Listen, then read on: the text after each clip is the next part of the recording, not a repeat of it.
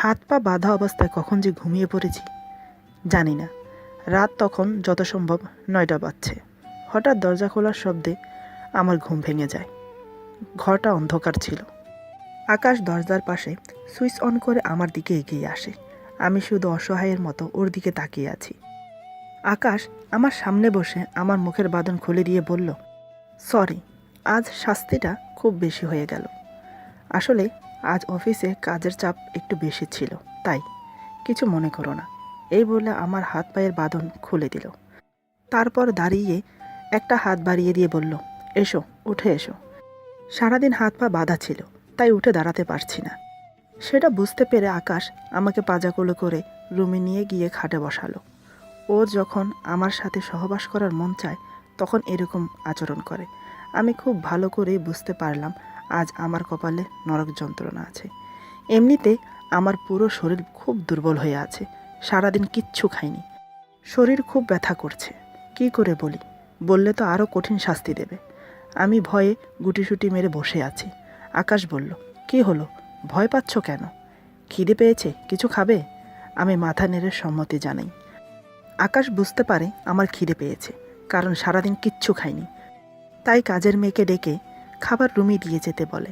কিছুক্ষণ পর একটা কাজের মেয়ে এসে খাবার রেখে যাওয়ার সময় আমার দিকে আর চোখে তাকালো। মেয়েটা বুঝতে পারলো আমি খুব ভয় পেয়ে আছি। সে আর কি করতে পারবে, নিশ্চুপ হয়ে চলে গেল। আকাশ আমাকে নিজের হাতে খাইয়ে দিচ্ছে, কিন্তু আমি খেতে পারছি না। সকালে থাপ্পড় মারাতে গালের এক সাইড দিয়ে কেটে গেছে। সেটার জন্য হাঁ করতে পারছি না, খুব জ্বালা করছে। আকাশ বুঝতে পেরে বলল, তুমি জানো কেউ যদি ভুল করে আমি তাকে ক্ষমা করি না। জেনে শুনে তারপরও কেন ভুল করো? তুমি যদি ভুল না করতে তাহলে হয়তো এই পরিস্থিতি হতো না।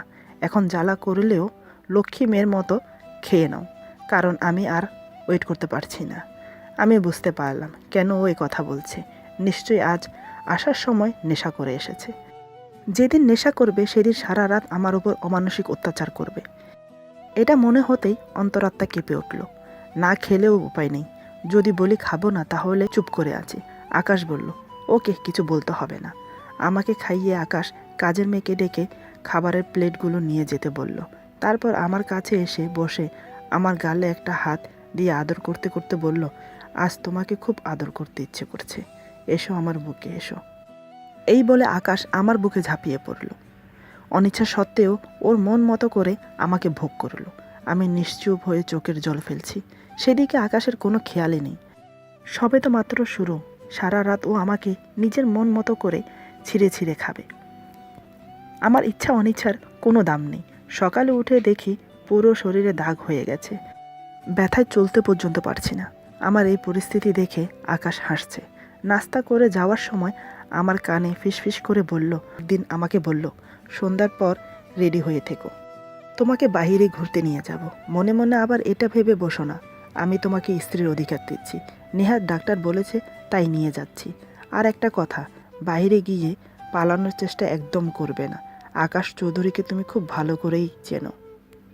পাতালে গিয়ে লুকালেও খুঁজে বের করবো তোমাকে, কথাটা মাথায় রেখো। আমি চুপচাপ বসে আছি, কোনো প্রতি উত্তর করলাম না। আমি রেডি হয়ে বসে আছি। সন্ধ্যার পর আকাশ আসলো। আমাকে দেখে বলল, এই পোশাকে আমার সাথে বাইরে যাবে? কেন, তোমার অন্য কোনো পোশাক নেই? আমি মাথা নেড়ে বললাম, আছে। আকাশ বলল, তাহলে এটা কেন পরেছ? বাহিরে আমার একটা সম্মান আছে। তুমি অন্য কারোর সাথে ঘুরতে যাচ্ছ না, তুমি আকাশ চৌধুরীর সাথে ঘুরতে যাচ্ছ। যাও, তাড়াতাড়ি রেডি হয়ে নাও। তারপর আমি 10 মিনিটের ভেতর রেডি হয়ে বেরোলাম রুম থেকে। আমাকে দেখে আকাশ বসা থেকে উঠে দাঁড়ালো। আমার দিকে ফেল করে তাকিয়ে আছে। শুধু ও না, বাড়িতে যতগুলো কাজের লোক ছিল সবাই আমার দিকে হাঁ হয়ে তাকিয়ে আছে। এমন পরিস্থিতিতে আমি সত্যি খুব লজ্জা পেলাম। আকাশ ওভাবে তাকিয়ে আছে দেখে আমি বললাম, আমি রেডি। আমার কথায় আকাশ সম্বিত ফিরে পেয়ে বলল, সত্যি তোমাকে আজ খুব সুন্দর দেখাচ্ছে। মনে হচ্ছে আজ তোমাকে এই প্রথম দেখছি। চলো। এই বলে আমাকে নিয়ে বেরিয়ে গেল। গাড়িতে ওঠার সময় আমি পিছনে বসতে গেলে আকাশ বলল, পেছনে কেন, সামনে বসো। আকাশের কথা মতো আমি সামনে এসে বসি। আকাশ গাড়ি চালাচ্ছে আর ঘন ঘন আমাকে দেখছে। আমি তখন বাইরের দৃশ্য উপভোগ করছি। আকাশ যে আমার পাশে বসে আছে আমার মনেই নেই। হঠাৎ গাড়ি থামাতে আমার সম্বিত ফিরল। আকাশ গাড়ি থেকে নেমে আমাকে নামতে বলল। আমি নেমে আসতেই আমার একটা হাত ধরে চলতে শুরু করলো। আমি আকাশের দিকে তাকিয়ে আছি। কিছু দূর এসে আমাকে জিজ্ঞেস করলো, কি ব্যাপার, কোনো কথা বলছো না কেন? চলো ওইখানে গিয়ে বসি। আমাকে নিয়ে একটা বেঞ্চে গা ঘেঁষে বসে একটা হাত আমার কাঁধে দিয়ে অপর হাতটি দিয়ে আমার একটা হাত খুব শক্ত করে ধরে। আমি অপলক দৃষ্টিতে তাকিয়ে আছি। আজ আকাশকে অন্যরকম লাগছে। বিয়ের পর থেকে আজকের আগে আমার সাথে এত ভালো ব্যবহার কোনো দিন করেনি। এতদিন ওর পরশ আমার কাছে বিষের মতো লাগতো, কিন্তু আজ ওর পরশ আমাকে পাগল করে দিচ্ছে। আমাকে অমন করে তাকিয়ে থাকতে দেখে আকাশ বলল, কি হলো, এভাবে কি দেখছো? যেভাবে তাকিয়ে আছো মনে হচ্ছে এর আগে আমাকে আর দেখোনি। ওর কথায় আমি লজ্জা পেয়ে মাথা নিচু করে নিলাম। আকাশ বলল, লজ্জা পাওয়ার কিছু হয়নি। আমি এতটা খারাপ না যে বাইরে তোমার সাথে খারাপ আচরণ করব। আমি জানি তুমি হয়তো ভাবছো আজ কেন আমি তোমার সাথে এত ভালো ব্যবহার করছি। এই 6.5 মাস ধরে আমার মন মতো করে তোমাকে শাস্তি দিয়েছি। আজ না হয় একদিন তোমার সাথে ভালো আচরণ করলাম। এই দেখো, তোমার সাথে কথা বলতে বলতে ভুলেই গিয়েছি। তুমি বসো, আমি তোমার জন্য কিছু নিয়ে আসি। এতক্ষণে আমি কথা বললাম, আমি কিছু খাবো না। আকাশ বলল, না খেলে কি চলবে? তুমি বসো, আমি এক্ষুনি আসছি। এই বলে আকাশ চলে গেল। আমি সেখানে বসে অপেক্ষা করছি। কিছুক্ষণ হলো আকাশ গেছে। এমন সময় হঠাৎ সামনের গাছের পিছন থেকে 3টি লোক বেরিয়ে আসে। লোকগুলো আমার সামনে এসে দুজন আমার পাশে বসে, আর একজন সামনে দাঁড়িয়ে আমার গাল টিপে বলে, কি গো সুন্দরী, একা বসে কার জন্য অপেক্ষা করছো? আমরা থাকতে এসো, আমরা তোমার একালাপন দূর করে দিই। এই বলে আমার হাত ধরে টানাটানি করতে লাগলো। আমি ভয় পেয়ে চিৎকার করে বললাম, তোমরা কারা, কি চাও? আমাকে ছেড়ে দাও। লোকগুলো বলল, বেশি কিছু না, শুধু তোমাকে আদর করতে চাই সুন্দরী। এই বলে খিলখিল করে হাসতে লাগলো। আমার আর বুঝতে বাকি রইল না ওদের অভিসন্ধি। এবার আমি প্রাণপণে চিৎকার করে বললাম, আকাশ আপনি কোথায়? আমাকে বাঁচান। এই বলে চেঁচাতে থাকি। আকাশ অনেক দূর থেকে আমার আওয়াজ শুনতে পেয়ে ছুটে এসে দেখে 3জন লোক আমার সাথে জোর জবরদস্তি করছে। আকাশ সামনে এসে দাঁড়িয়ে বলল, কি হচ্ছে এখানে? তোমরা কারা, আর একে নিয়ে কোথায় যাচ্ছ? লোকগুলো বলল, সেটা কি তোকে বলতে হবে? বেশি হিরোগিরি দেখাস না, ফল কিন্তু ভালো হবে না। আকাশ বলল, ঝামেলা আমি পছন্দ করি না, ভালো চাস তো ওকে ছেড়ে দে। যে লোকটা একটু নেতা গোছের সে বলল, না ছাড়লে কি করবি, আমার কাছে পিস্তল আছে। এই বলে লোকটা কোমরে গুজে রাখা পিস্তল বের করে আকাশের দিকে তাক করে ধরে। আকাশ পিস্তল দেখে একটুও ঘাবড়ায়নি, বরং বুদ্ধি করে ওদেরকে আক্রমণ করলো। আকাশ সকালে উঠে সবসময় ব্যায়াম করত, যার ফলে আকাশের গায়ে প্রচুর শক্তি। আর এমনিতেও ছোট থাকতে ও ক্যারাটে শিখেছিল, তার অভিজ্ঞতাও আছে। পিস্তল ধরা লোকটার হাত ধরে জোরে একটা কিক মারল, তাতে লোকটা 2 হাত ছিটকে গিয়ে পড়ল। তৎক্ষণাৎ লোকটার হাত থেকে পিস্তলটা পড়ে গেল। বাকি দুজন আমাকে ধরা অবস্থায় ছিল। ওদের দুজনকে গলা বরাবর লক্ষ্য করে 2টো ঘুষি মারল, তাতেই কাজ হলো। ঘুষি দুটো এমন জায়গায় পড়েছে, সাথে সাথে লোক দুটো চিৎকার দিয়ে মাটিতে লুটিয়ে পড়ে। পিস্তলধারী লোকটা তৎক্ষণাৎ উঠে গিয়ে পিস্তল খুঁজে নিয়ে আকাশকে পরপর 2টো গুলি মারল। একটা আকাশের হাতে লাগে আর বাকি একটা বুকে লাগে। ভাগ্যিস তৃতীয় গুলিটা ডান পাশের বুকে লেগেছে। আমি চিৎকার দিয়ে ছুটে যাই আকাশের কাছে। গুলির আওয়াজ শুনে আশেপাশের লোক ছুটে। আমি ওকে প্রাইভেট হসপিটালে নিয়ে যাই। ডাক্তার আকাশকে আগে থেকেই চিনত, তাই আর দেরি না করে অপারেশন থিয়েটারে নিয়ে যায়। আমি কাঁদতে কাঁদতে বললাম, ওর গুলি লেগেছে, প্লিজ ওকে বাঁচান। ডাক্তার দেখছি বলে ওকে অপারেশন থিয়েটারে নিয়ে গেছে। আমি বাইরে দাঁড়িয়ে আছি, মনে মনে আল্লাহর কাছে প্রার্থনা করছি ও যেন সুস্থ হয়ে যায়। প্রায় 1 ঘন্টা পর ডাক্তার বের হলো অপারেশন থিয়েটার থেকে। আমি ছুটে গিয়ে জিজ্ঞেস করতে ডাক্তার বলল, এখন ইমিডিয়েটলি ব্লাড দিতে হবে, তা না হলে রুগীকে বাঁচানো যাবে না। রক্তের গ্রুপ এ পজিটিভ, যেটা আমাদের স্ট্রোকে নেই। আমি বললাম, আপনি আমার থেকে ব্লাড নিন, আমার ব্লাড গ্রুপ এ পজিটিভ। ডাক্তার বলল, তাহলে শীঘ্রই আসুন আমার সাথে। আমার থেকে 2 ব্যাগ ব্লাড নিয়ে আকাশকে দেওয়া হলো। ডাক্তার আমাকে বলল, রুগী এখন বিপদমুক্ত, তবে ঘাস শুকানো পর্যন্ত ওনাকে সম্পূর্ণ রেস্টে থাকতে হবে, একদম নড়াচড়া চলবে না। আপনাকেও রেস্টে থাকতে হবে, আপনার শরীর থেকে 2 ব্যাগ ব্লাড নেওয়া হয়েছে। নিজের প্রতি একদম অবহেলা করবেন না। একটা কথা জিজ্ঞেস করতেই তো ভুলে গেলাম, আকাশ চৌধুরী আপনার কে হয়? আর ওনাকে গুলি কে করেছে? আমি বললাম, আমাকে কিছু গুন্ডার হাত থেকে বাঁচাতে গিয়ে ওনার গুলি লেগেছে। ডাক্তার, উনি ভালো হয়ে যাবেন তো? আমার জন্য আজ ওনার এই অবস্থা। ডাক্তার বলল, চিন্তা করবেন না, ঠিক হয়ে যাবে, তবে মেডিসিনগুলো টাইম টু টাইম খাওয়াতে হবে। আমি দুজন নার্সকে বলে দিচ্ছি, তারা ওনার দেখাশোনা করবে। আমি বললাম, না না, কোনো নার্স লাগবে না, আমি ওনার দেখাশোনা করব, কোনো সমস্যা হবে না। ডাক্তার বলল, ঠিক আছে, তবে নিজের প্রতি এতটা অবহেলা করবেন না যেটা আপনার শরীরের পক্ষে ক্ষতি হবে। খেয়াল রাখবেন নিজের। এই বলে ডাক্তার চলে গেল। আমি ধীরে ধীরে আকাশের কেবিনে প্রবেশ করলাম। ওকে দেখে খুব মায়া হচ্ছিল, কতটা কষ্ট পেয়েছে। চোখ দিয়ে জল পড়তে লাগলো। পাশে একটা চেয়ার নিয়ে বসে পড়লাম। কতক্ষণ ধরে ওর দিকে চেয়ে আছি একটুও মনে নেই। চিন্তার ঘোর কাটলো নার্সের ডাকে। সে এসেছে চেক করতে আকাশের জ্ঞান ফিরেছে কিনা। আমি বললাম, এখনও তো ওনার জ্ঞান ফিরেনি, আর কত সময় পর জ্ঞান ফিরবে? নার্স বলল, 1 ঘন্টা পর ডাক্তার এসে ওনাকে চেক আপ করবে, তখন ডাক্তার বলবে আপনাকে। এই বলে নার্স চলে গেল। ঠিক 1 ঘন্টা পর ডাক্তার এলো আকাশকে চেক আপ করতে। চেক আপ করে ডাক্তার বলল, 1 ঘন্টার মধ্যে জ্ঞান ফিরবে, চিন্তার কোনো কারণ নেই। জ্ঞান ফেরার পর ওনাকে স্যুপ খাইয়ে মেডিসিন দেবেন। এই বলে ডাক্তার চলে গেল। প্রায় আধা ঘন্টা পর আকাশে জ্ঞান ফিরল। ও চোখ মেলে আমাকে দেখে আবার চোখ বন্ধ করে নিল। যত সম্ভব ক্ষতস্থানে ব্যথা করছে, সেটা ওর চেহারা দেখে বোঝা যাচ্ছে। ওকে দেখে আমার খুব কষ্ট হচ্ছে। চোখ দিয়ে জল বেরিয়ে এলো আমার জন্যে আজ ওর এই অবস্থা। নিজেকে কখনো ক্ষমা করতে পারবো না। কান্নাজড়িত গলায় বললাম, আপনার কি কষ্ট হচ্ছে? দাঁড়ান, আমি ডাক্তারকে ডাকছি।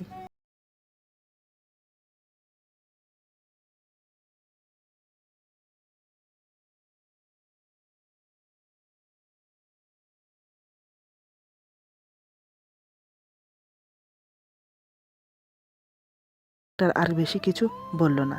যাবার সময় আমাকে বলল, রোগী এখন অনেকটা দুর্বল, তাই ওনার সাথে বেশি কথা বলবেন না, সম্পূর্ণ রেস্টে থাকতে দিন। এই বলে ডাক্তার চলে গেল।